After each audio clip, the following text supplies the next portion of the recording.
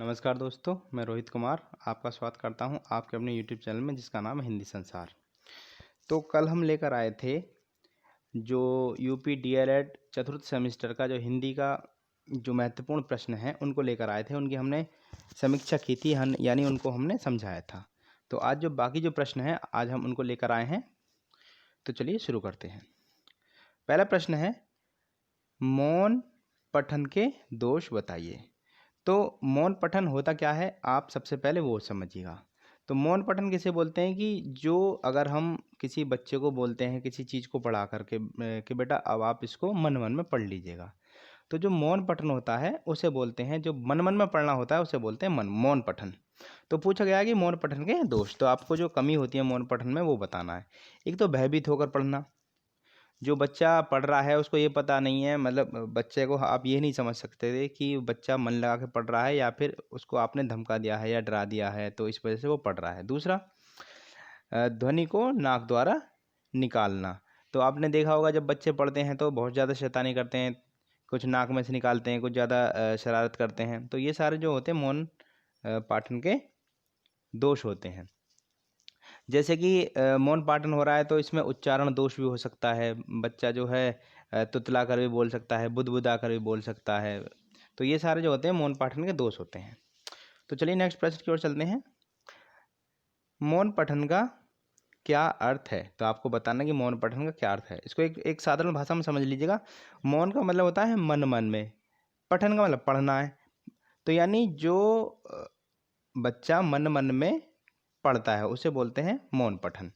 तो एक सही प्रकार से परिभाषा देख लीजिएगा। मौन पठन बिना श्रवणीय शब्दोच्चारण में किया गया पाठन है, यानी बिना आवाज़ किए जो छात्र या छात्रा जो भी पढ़ता है उसे बोलते हैं हम मौन पठन। चलिए नेक्स्ट चलते हैं। नेक्स्ट है, व्यक्तिगत वाचन का क्या अभिप्राय है? इसको समझिएगा पहले। यानी व्यक्तिगत वाचन क्या बोलते हैं कि मान लीजिए कि जैसे आपने टीचिंग की होगी तो क्लास में 30-40 बच्चे होते हैं। किसी बच्चे को आपने बुला लिया कि बेटा इधर आओ, आपको ये चीज़ समझ में नहीं आ रही है तो आप अपनी बुक लेकर आइएगा और मेरे पास खड़े होकर यहाँ पढ़िए। तो उसी को बोलते हैं हम व्यक्तिगत वाचन। तो क्या होता है देखिएगा, इसके अंतर्गत शिक्षक द्वारा शिक्षार्थी को व्यक्तिगत रूप से मौखिक पठन कराते हैं। यानी आप समझ गए होंगे बात को। जैसे कोई बच्चा क्लास में वीक है, कमज़ोर है, पढ़ने में थोड़ा सा सही नहीं है, तो उसको आप बुला लेते हो अपने पास और बोलते हो कि बच्चा कि बेटा अपना जो है बुक लेकर इसको यहाँ से यहाँ तक इस पैसेज को यानी इस पैराग्राफ को पढ़ो। तो उसे बोलते हैं व्यक्तिगत वाचन। चलिए नेक्स्ट प्रश्न की ओर चलते हैं। नेक्स्ट प्रश्न है, चलिए नेक्स्ट प्रश्न है, अनुपठन का क्या आशय है? यानी अब अनुपठन को समझिएगा। अनुपठन कैसे बोलते हैं? यानी अनु का मतलब होता है पीछे, पठन का मतलब होता है पढ़ना। यानी किसके पीछे पढ़ना? यानी टीचर के पीछे पढ़ना। तो क्या है कि यानी टीचर ने कोई कविता यानी कोई श्लोक कोई काव्य बता दिया और बच्चा उसके पीछे पीछे रिपीट कर रहा है। जैसे कि एक टीचर क्लास ले रहा है, हिंदी की कक्षा ले रहा है, तो जैसे कविता सुनाई कि वीर तुम बड़े चलो, तो पीछे से बच्चा भी बोलेगा वीर तुम बड़े चलो। तो उसको ही बोलते हैं अनुपठन। तो क्या है, जब शिक्षक श्लोक के किसी अंश का पाठ करता है, श्लोक हो, कहानी हो, कविता हो, उसका जो उसको पढ़ता है तथा शिक्षार्थी उसका सामूहिक सस्वर पाठ पढ़ते हैं, उसे बोलते हैं हम अनुपठन। यानी एक शिक्षक कोई कविता को पढ़ेगा और सारे बच्चे उसके पीछे पीछे कविता को दोहराएंगे, उसे बोलते हैं हम अनुपठन। आपको समझ में आ गया होगा। चलिए नेक्स्ट चलते हैं। नेक्स्ट है, अंत्यस्थ व्यंजन में कौन से 4 वर्ण होते हैं? तो अंत्यस्थ व्यंजन हमारे 4 प्रकार के होते हैं, या, रा, ला, वा। आसान प्रश्न है। चलिए नेक्स्ट चलते हैं। संस्कृत वर्णमाला को कितने भागों में बांटा गया है? तो आपको बताना है। तो संस्कृत वर्णमाला को 4 भागों में बांटा गया है। तो कौन कौन से वो 4 होते हैं? स्वर जिनकी संख्या 11 होती है, आपको पता है। व्यंजन जिनकी संख्या 25 होती है। स्पर्शी व्यंजन 4 होते हैं। अंत्यस्थ 4 होते हैं। ऊष्म 2 हमारे द्वित गुण होते हैं। इस तरीके से इनकी संख्या होती है। विसर्ग जो हमारा अह होता है ये हमारा विसर्ग होता है और अनुस्वार अंग होता है। तो ये हमारे होते हैं, यानी 4 भागों में बांटा गया है। चलिए नेक्स्ट प्रश्न की ओर चलते हैं। नेक्स्ट प्रश्न है, जो समाचार पत्र किसे कहते हैं? आसान प्रश्न है। यानी दैनिक समाचार पत्र को अखबार कहते हैं। जो अखबार शब्द है वो हिंदी भाषा का नहीं है, इसे याद रखिएगा। यानी ये तद्भव शब्द है, तद्भव शब्द है। तो क्या होता है कि जो अखबार है उसको हम जो दैनिक समाचार पत्र है उसको हम अखबार कहते हैं। यानी जो आपको पता है कि अखबार में क्या क्या होता है, सामाजिक घटनाएं होती हैं, राष्ट्रीय घटनाएं होती हैं, भौगोलिक घटनाएं होती हैं, खेल कूद की घटनाएं होती हैं, ठीक है। तो यानी समाचार पत्र अखबार को कहते हैं, और अखबार जो है नियमित रूप से रोजाना प्रकाशित होता है, और इसके अंतर्गत सामाजिक, राजनीतिक, राष्ट्रीय, भौगोलिक आदि घटनाएं आती हैं। तो आशा करते हैं आपको यह बात समझ में आ गई होगी। तो चलिए नेक्स्ट प्रश्न की ओर चलते हैं। नेक्स्ट प्रश्न है, कमाल और कमाली किसकी संतान थे? बहुत आसान प्रश्न है, कबीरदास जी के। चलिए नेक्स्ट है, मैथिली शरण गुप्त द्वारा रचित एक महाकाव्य। महाकाव्य के बारे में बताना है। सबको पता है मैथिली शरण गुप्त का जो एक महाकाव्य, प्रसिद्ध महाकाव्य, वो साकेत है। चलिएगा नेक्स्ट चलते हैं। नेक्स्ट है, नीरजा किसकी प्रमुख रचना है? इस प्रकार की जो महत्वपूर्ण जो रचनाएं होती हैं उनको आप अवश्य एक बार पढ़ लीजिएगा। तो नीरजा किसकी रचना है? वो महादेवी वर्मा जी की रचना है।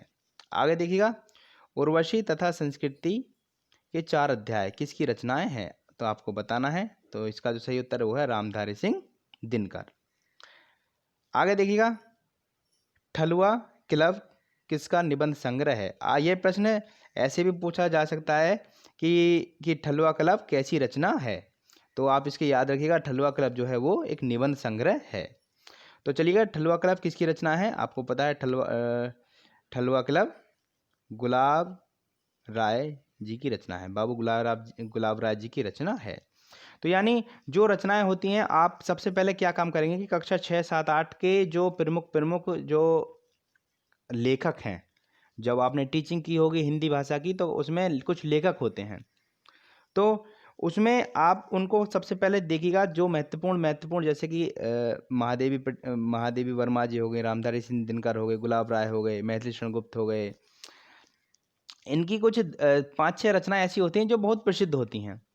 आप उनको एक बार लिख लीजिएगा और उनको फिर रिवाइज कीजिएगा, जिससे कि आपको यूपी टेट और सीटेट में भी मदद मिलेगी, और जो डीएलएड की परीक्षाएं होंगी उसमें भी मदद मिलेगी।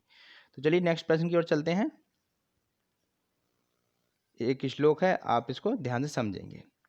तो ये मत सोचिएगा कि जैसे संस्कृत का श्लोक आ गया है तो जो हिंदी डीएलएड का जो चतुर्थ सेमेस्टर है उसमें कुछ अंश संस्कृत के भी लिए गए हैं, क्योंकि आपने देखा होगा कि जब आप कक्षा 6, 7, 8 में हिंदी पढ़ते हो तो पीछे जो होता है उसमें कुछ संस्कृत का भी अंश होता है। तो इसी वजह से यहाँ संस्कृत ली गई है। देखिएगा, दिनांते च पिबेत दुग्धम, निशांते च पिबेत पयः, भोजनांत पिबेत तक्रम, किम वैद्यस्य प्रयोजनम। तो इसको हम समझेंगे, दिनांते दिन के अंत में, दिन का अंत क्या होता है? शाम होती है। पिबेत दुग्धम यानी दिन के अंत में यानी शाम को दूध पीता है। और निशांत च पिबेत पयः, निशांते मतलब निशा किसका पर्यायवाची होता है? निशा होता है हमारा रात्रि का, यानी शाम का। तो शाम के अंत में, शाम का अंत क्या होता है? सुबह यानी मॉर्निंग। तो सुबह को जो पय यानी पय किसका पर्यायवाची शब्द है? वो है पानी का, यानी जल का। यानी जो सुबह को जल पीता है। और भोजनांते पिबेत तक्रम, यानी जो तक्र होता है, जब मैंने बीटीसी की थी तो ये तक्र बहुविकल्पीय प्रश्न में पूछा गया था कि तक्र की जो हिंदी क्या है? तो तक्र बोलते हैं मट्ठा को, छाछ को। तो भोजनांते पिबेत तक्रम यानी भोजन के अंत में जो पीता है तक्र यानी मट्ठा। किम वैद्यस्य प्रयोजनम, तो उसको वैद्य की क्या जरूरत पड़ेगी? यानी दिन के अंत में जो दूध पीता है, यानी जो शाम को दूध पीता है, और जो निशांते च पिबेत पयः, और जो सुबह को जल पीता है, और जो भोजन के अंत में छाछ यानी मट्ठा पीता है तो उसको डॉक्टर की यानी वैद्य की कोई भी आवश्यकता नहीं पड़ेगी, यानी उसका जो स्वास्थ्य है वो बिल्कुल सही रहेगा, उसको किसी भी तरह का जो दोष है, जो बीमारी है वो नहीं लगेगी। तो चलिए, यानी ये आपको श्लोक समझ में आ गया होगा। इसी तरीके से जब संस्कृत में क्या, अब आप जब से संस्कृत पढ़ोगे यानी कोई श्लोक होगा, यानी जो भी आप बीटीसी बीएड का जो बीटीसी का यानी यूपी टेट का पेपर दोगे, तो संस्कृत को हमेशा क्या करते हैं कि संस्कृत को हम तोड़ तोड़ के पढ़ते हैं। अगर आप तोड़ तोड़ के पढ़ने में सफल होगे तो आप उसका जो नॉर्मल सा जो श्लोक का जो अर्थ होगा वो आप निकाल सकते हैं। तो चलिए नेक्स्ट प्रश्न, और आज का आखिरी प्रश्न है, सुभाषितानी का अर्थ लिखिए। जो सुभाषितानी का, जब हमने बताया कि जब हम शब्दों को तोड़ते हैं, सु का मतलब होता है अच्छा, अच्छा, और भाषित का मतलब होता है वचन, यानी अच्छे वचन। तो आप इसकी डेफिनेशन आप अपने अकॉर्डिंग लगाइएगा। जैसे क्या है कि देखिए, सुभाषितानी आज से ऐसी सूक्ति एवं वाक्य जिनके द्वारा नीति संबंधी नैतिक तथा धार्मिक प्रवृत्तियों का ज्ञान प्राप्त होता है। तो ये तो एक बड़ी अटपटी सी परिभाषा हो गई। अब सुभाषितानी की परिभाषा समझिएगा, यानी ऐसे वचन, सु का मतलब अच्छे भाषितवानी वचन, यानी ऐसे वचन जिनके द्वारा हमें नैतिकता का ज्ञान होता है, सुभाषितानी कहलाता है। बहुत आसान प्रश्न है, और इसकी जो परिभाषा है आप इस तरीके से निकाल सकते हैं कि यानी ऐसे वचन यानी सुभाषितानी यानी ऐसे अच्छे वचन जिनके द्वारा हम नैतिकता और धार्मिकता का ज्ञान प्राप्त करते हैं। तो आप इस तरीके से इसकी परिभाषा लगा सकते हैं। तो आशा करते हैं आपको ये वीडियो हमारी पसंद आई होगी। अगर आपने हमारी वीडियो यहाँ तक देखी है तो हमारे चैनल को सब्सक्राइब कीजिएगा और साथ ही साथ बेल आइकन भी दबाइएगा। अगर आपको यूपी टेट या सी टेट की रिलेटेड कोई भी वीडियो देखनी है तो उसका लिंक हमने डिस्क्रिप्शन में दिया है और ऊपर आई बटन पर भी दिया है, आप वहां से जाकर चेक कर सकते हैं। अगर आपको हमारी कोई भी वीडियो की पीडीएफ चाहिए तो हमारे टेलीग्राम ग्रुप को ज्वाइन कीजिएगा, जिसका लिंक भी डिस्क्रिप्शन में दिया गया है। वहां से जाकर आप हमारे टेलीग्राम ग्रुप को ज्वाइन कर सकते हैं, और आपकी जो भी कोई समस्या हो सकती है आप वहां जाकर हमसे बात कर सकते हैं, जिसका हम तुरंत के तुरंत आपकी जो समस्या है उसका समाधान करेंगे। तो आशा करते हैं आपको वीडियो हमारी पसंद आई होगी। तो प्लीज़ लाइक कीजिएगा, कमेंट कीजिएगा और शेयर कीजिएगा। धन्यवाद।